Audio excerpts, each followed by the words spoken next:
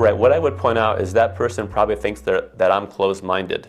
I had these conversations in graduate school with people who said, well, I'm a scientist. I'm open to all the evidence. I'm going to study things and just go where the evidence leads. But you Christians, you just have faith. And you're not being reasonable. You're not being scientific. You're believing things that are supernatural. What I would point out to them is it's actually closed-minded to disbelieve in miracles. Because how can you possibly know that they're not possible? In other words, I haven't personally witnessed Jesus feeding 5,000. I haven't witnessed anyone being raised from the dead physically, bodily. But how do I, as a human, reject that possibility? And how do I confidently assert that it's not possible for there to be miracles?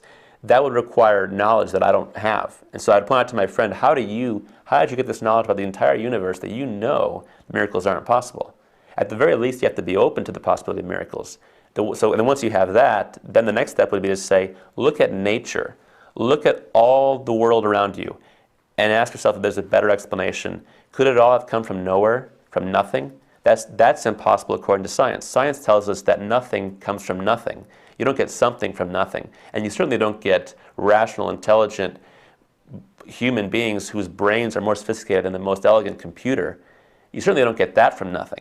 So what does science tell you? Science is telling you that there is an intelligent being who made you and who made the whole world. And if there is such a being, and there is because you exist, you wouldn't exist if God didn't exist, then why wouldn't that God have the ability to interrupt nature when he wishes to, in ways that are according to his plans and his purposes, to raise someone from the dead? Or we see in the Bible where Joshua prays and had the sun stand still.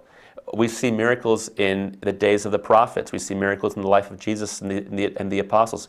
We don't see miracles being normative throughout most of history, but we see it at certain times in salvation history when God was doing something special, and where he attests to his spokesmen, his prophets or the apostles through miraculous events. So it makes sense that if there is a God, he can do miracles.